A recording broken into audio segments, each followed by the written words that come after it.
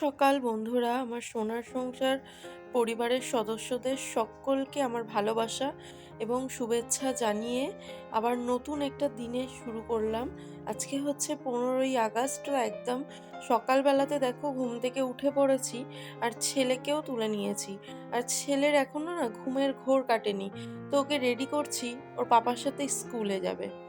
আর আজকের দিনটা না আমার যতটা আনন্দের ততটাই কষ্টের, আর তার থেকেও বেশি কষ্টের চারিদিকের যা পরিস্থিতি। তো সবাইকেই আন্দোলনটা করতে হবে, সবার নিজের নিজের স্বার্থে করতে হবে। কারণ প্রত্যেকের বাড়িতে প্রত্যেকেরই মা, বোন, দিদি নিজের বা একটু দূর সম্পর্কের হলেও আমরা কারুর না কারুর সম্পর্কে আবদ্ধ। তাই নিজেদের সুবিধার্থে নিজেদের কথা ভেবে আমরা এই আন্দোলনে কাঁধে কাঁধ মিলিয়ে হাঁটবো, কারণ নিজেদের সুরক্ষিত রাখার জন্য।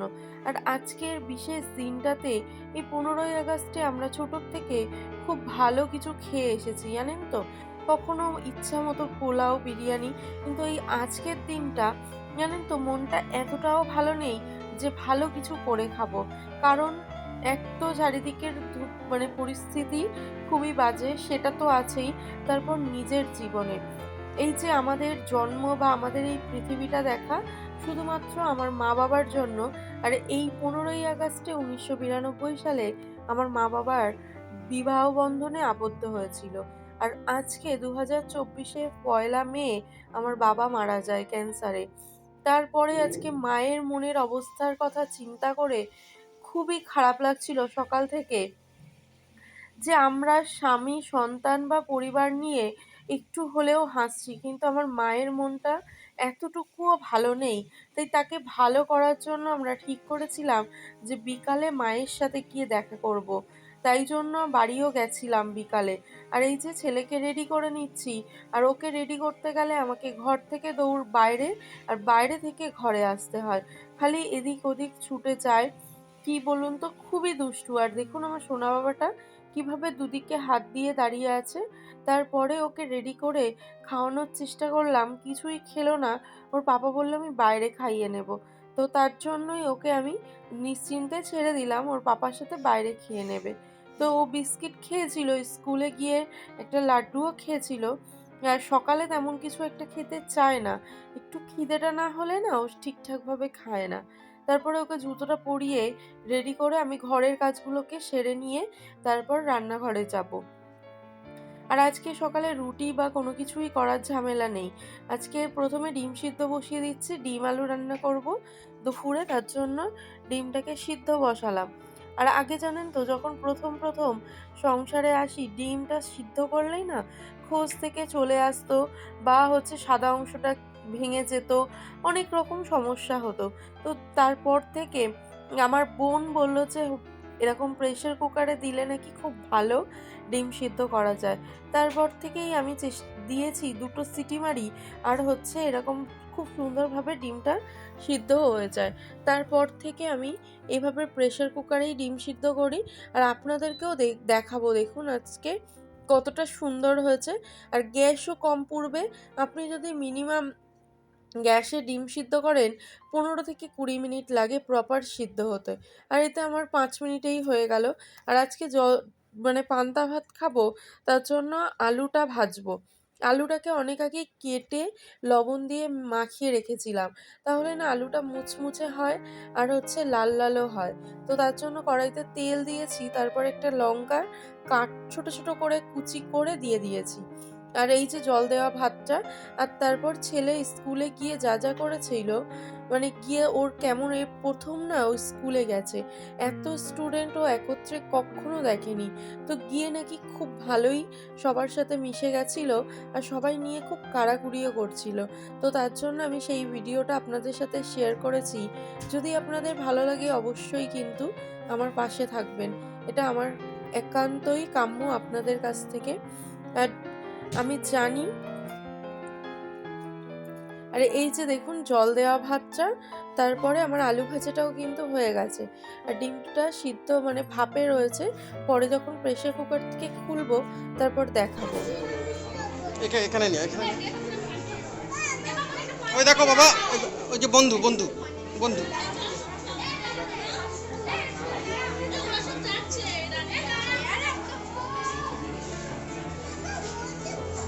বন্দুক কই? ওই বন্দুক আছে, দেখো দেখো বন্দুক আছে, বন্দুকটা দেখাও তুমি। ওই তো বন্দুক আছে।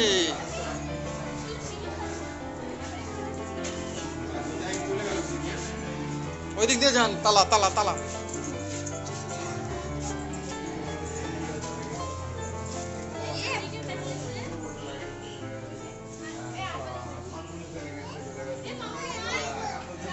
কি হচ্ছে বাবা?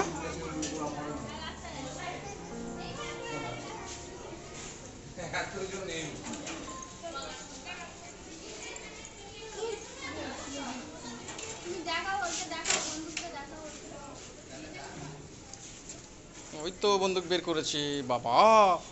বাবা তুমি হাত দিও না বাবা, হাত দিও না, হাত দিও না, ফায়ার হবে, ফায়ার হবে বাবা, হাত দিও না, হাত দিও না, থাক। না না না না, বাড়িতে তোমার তো অনেক বন্দুক আছে।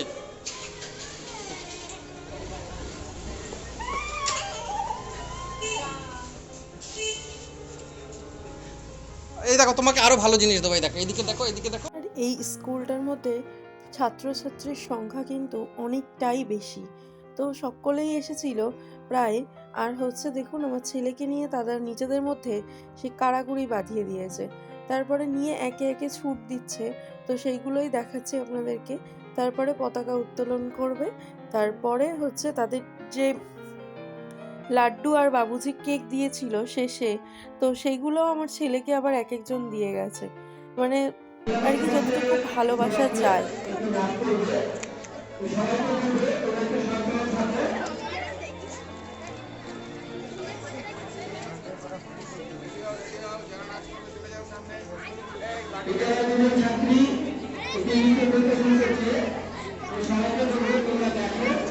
তুমি ফুল ফুল দিতে পাবে বাবা, ফুল দিতে পাবে তুমি? হ্যাঁ পাবে, আচ্ছা আচ্ছা যাও তো।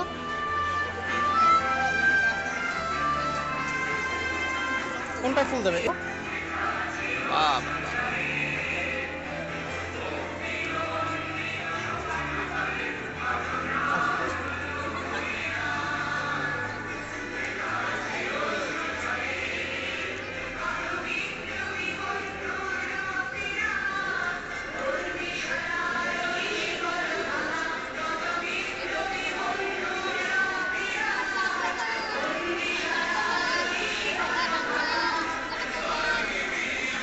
নাচো নাচো।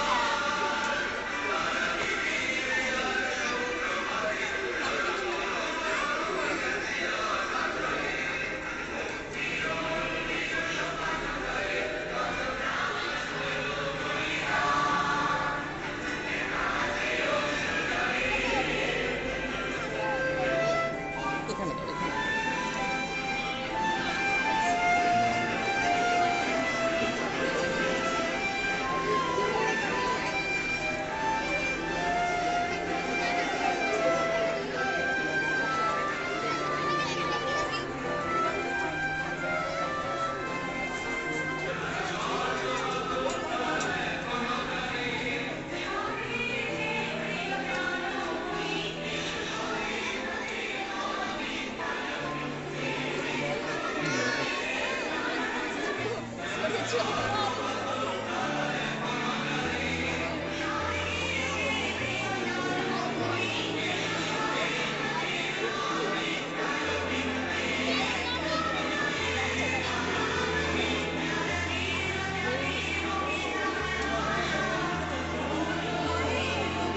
ওখানে দাও, ওখানে দাও, ওখানে দাও।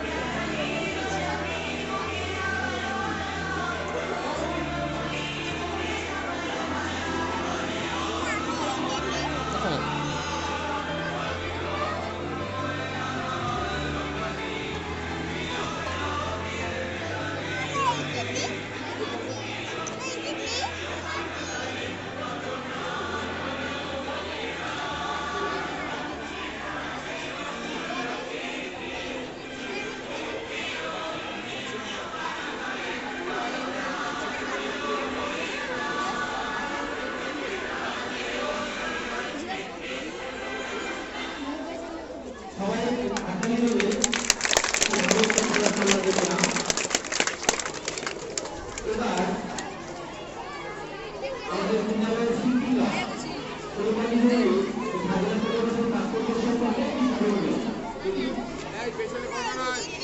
দাও।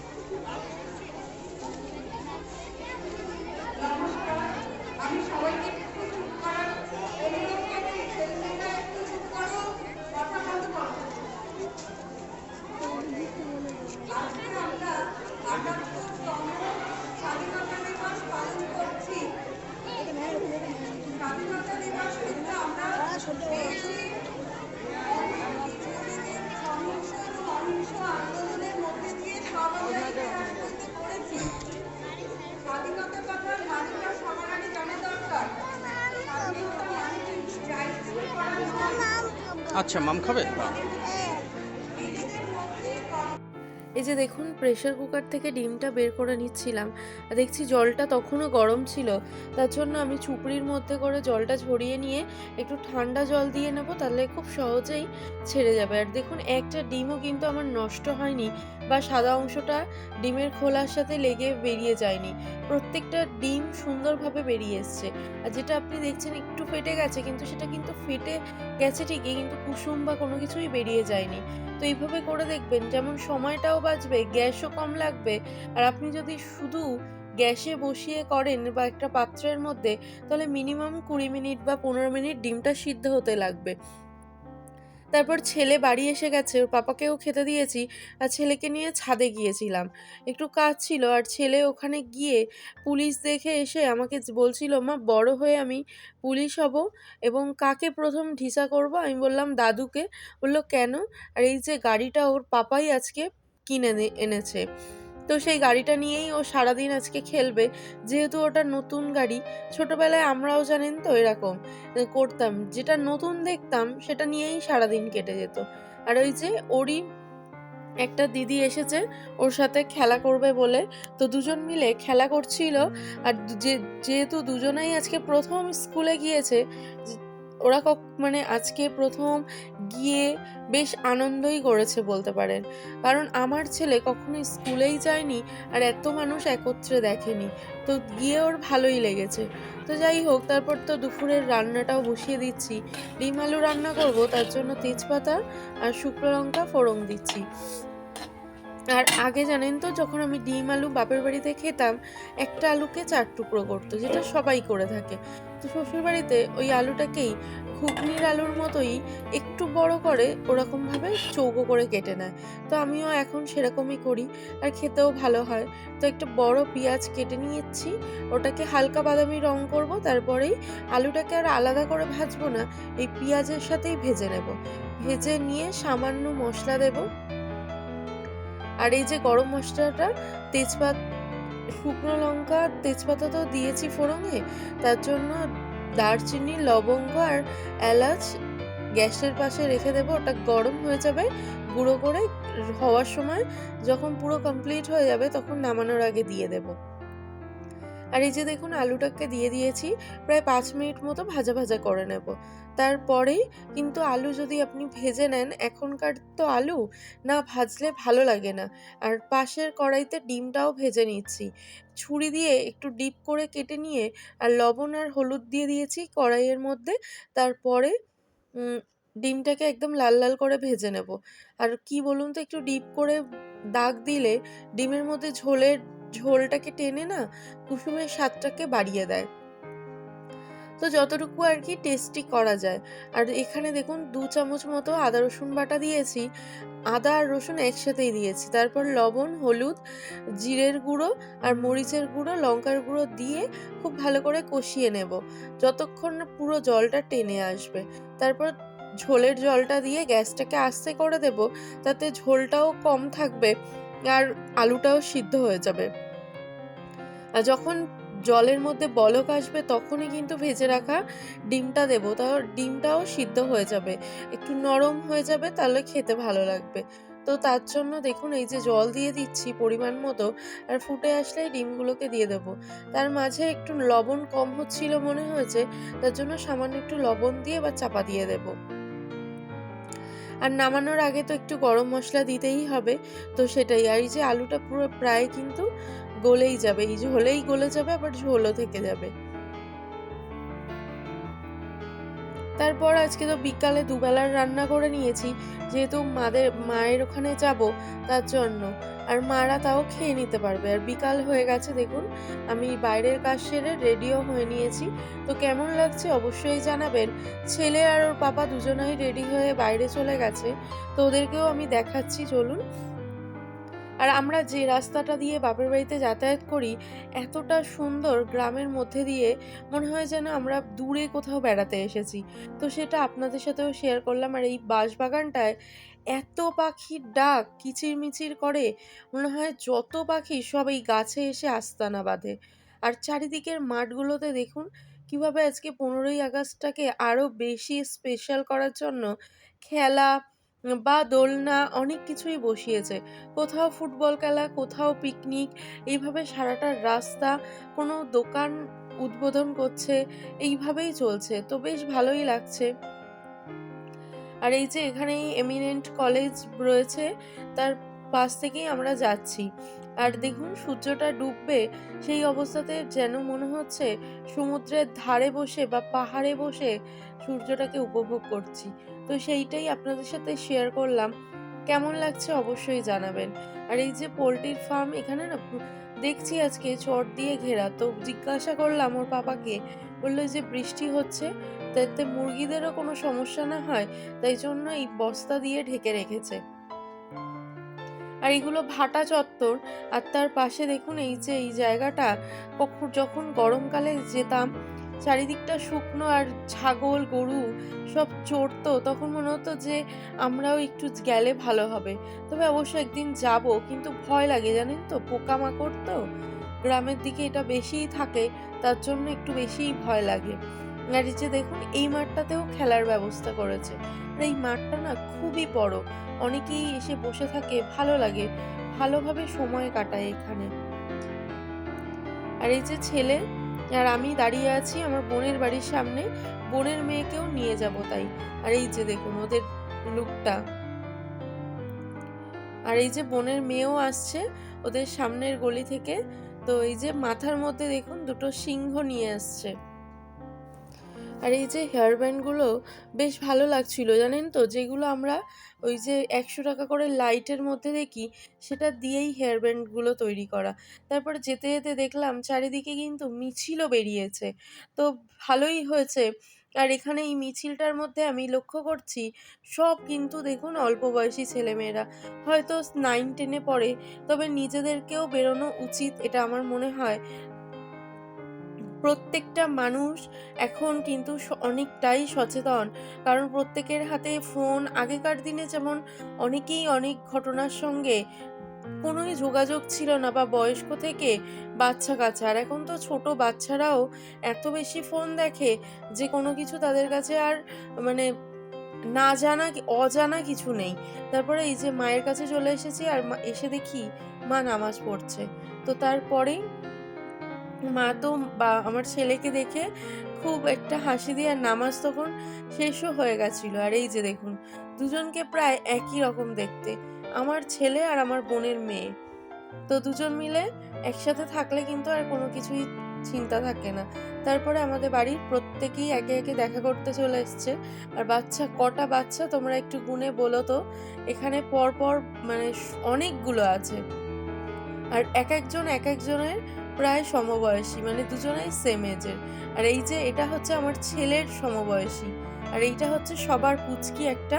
তো ও 15ই আগস্টের ভাইবস নিয়েছে দেখুন, হাতের মধ্যে তিরঙ্গার চুড়ি পরে রয়েছে। এখন না সবাই, প্রত্যেকটা মাও খুব আধুনিক হয়ে গেছে। তারপরে আমার বোনের মেয়েও পরে নিল। ওর আজকে চুড়ি পরতে গিয়ে অনেকটা হাতও কেটে গেছিল, তো সেটাই দেখাচ্ছিল ও আমাকে। আর আমি বললাম যে আজকে কি বলো তো, বললো আজকে 15ই আগস্ট, পতাকা তুলতে হয়। তো যখন আমরা গাড়ি করে আসছিলাম, তখন ও বলছে গাড়ি ঘোড়া চড়ে সে, লেখাপড়া করে যে গাড়ি ঘোড়া চড়ে সে। তো আমি বললাম যে আমরা তো লেখাপড়া করিনি, তাহলে আমরা কি করে গাড়ি চড়ছি? বলছে ওটাই তো, মানে এইভাবেও পাকা পাকা কথা বলতে বলতে আসছিল। আর বারবার বলছিল যে খালু পাপা পড়ে না, একদমই পড়ে না। আমি বললাম না, খুব মার খায়। বলছে কেন খালু পাপা পড়ে না কেন, দুষ্টু করে কেন? তো এইভাবে নানান প্রশ্নের উত্তর দিতে দিতে বাড়ি এলাম। আর এইখানে চাঁদের হাট বসেছে। আর এই দেখুন এই যে কুট্টুস বুড়িটা কিভাবে গালটাকে করছে দেখুন। তারপরে সবাই মিলে ট্যাঙে ট্যাঙে নাচ শুরু হয়েছে। যেহেতু ফোনের মধ্যে ওই শর্টস ভিডিওগুলোর মধ্যে ট্যাঙে ট্যাঙে এসছে, প্রত্যেকটা ট্যাঙে ট্যাঙে মানে নাচ করছে। আর আমার ছেলে তো আছেই। তারপরে তো বাড়ি চলে এসেছিলাম, অনেকটা রাত হয়ে গেছিল। তারপর আমাদের হেলাবরতলার মিছিলটাও আপনাদের সাথে শেয়ার করেছি। যদি ভিডিওটা ভালো লাগে অবশ্যই কিন্তু আমার পাশে থাকবেন, চ্যানেলটা সাবস্ক্রাইব করতে ভুলবেন না। আর আগামী দিনে আরো ভালো ভিডিও করার চেষ্টা করব। দোয়া রইল, ভালো থাকবেন, সুস্থ থাকবেন, সকলের খেয়াল রাখবেন। আবার দেখা হচ্ছে নতুন একটা ভিডিওর সাথে। খুদা হাফিজ।